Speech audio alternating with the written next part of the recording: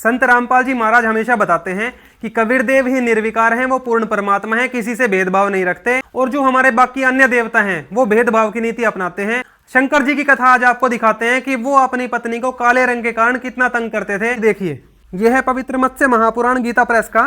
इसमें अध्याय number 155 page number 650। Shiv जी ने विवाह के बाद एक बार पार्वती से कहा, कृष्ण अंगी पार्वती, ये काले रंग की पार्वती, कृष्ण कांति से युक्त तुम मेरे श्वेत शरीर में लिपटने पर चंदन वृक्ष में लिपटी हुई सीधी काली नागिन जैसी दिखती हो। उनको बुरा भला कहा। तुम कृष्ण पक्ष में चांदनी के पीछे काले आकाश तथा अंधेरी रात्रि की तरह मेरी दृष्टि को दूषित कर रही हो।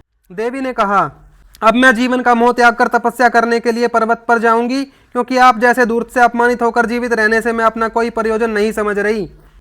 शंकर जी ने कहा, तुम्हारा हृदय भी दुख ग्राह्य हृदयों से भी अत्यंत कठोर है, तुम्हारी चाल में पहाड़ी मार्गों से भी बढ़कर कुटिलता है। उमा ने कहा, आप शमशान में निवास करने के कारण निर्भीक हो गए हैं, नग्न रहने के कारण आप में लज्जा नहीं रहेगी, आप नंगे फिरते हो इसलिए आप में शर्म नहीं है। आगे देखो, अब पार्वती जी कहने लगी, शंकर जी ने मुझे कृष्णा कहकर मेरी निंदा की है, इसलिए अब मैं तपस्या करूंगी जिससे गौर वर्ण प्राप्ति कर सकूं, गोरी हो सकूं। आगे क्या होता है ये देखिए। उनके तपस्या करने के बाद ब्रह्मा जी ने प्रकट होकर पार्वती जी से पूछा, मैं तुम्हें कौन सी दुर्लभ वस्तु प्रदान करूं? देवी बोली, मुझे बहुधा श्याम वर्ण काले रंग की कहकर अपमानित करते रहते हैं, अतः मैं चाहती हूं कि मेरा वर्ण सुवर्ण सा गौर हो जाए, गोरी हो जाऊं मैं। तब ब्रह्मा जी ने वरदान दिया, ठीक है, तुम ऐसी ही होकर पुनः अपने पति देव के शरीर के अर्धभाग को धारण करने वाली हो जाओ।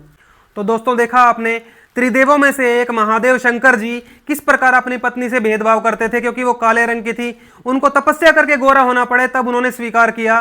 तो आप देखिए कि जब ये देवता ही इतने भेदभावपूर्ण हैं तो ये परमात्मा कैसे हो सकते हैं। परमात्मा कबीर देव हैं और उन्हीं के बारे में वेदों में बताया है। अगर आप पूर्ण परमात्मा और पूर्ण मोक्ष की प्राप्ति चाहते हैं तो यूट्यूब पर जाइए और सर्च कीजिए संत रामपाल जी महाराज। सत साहिब।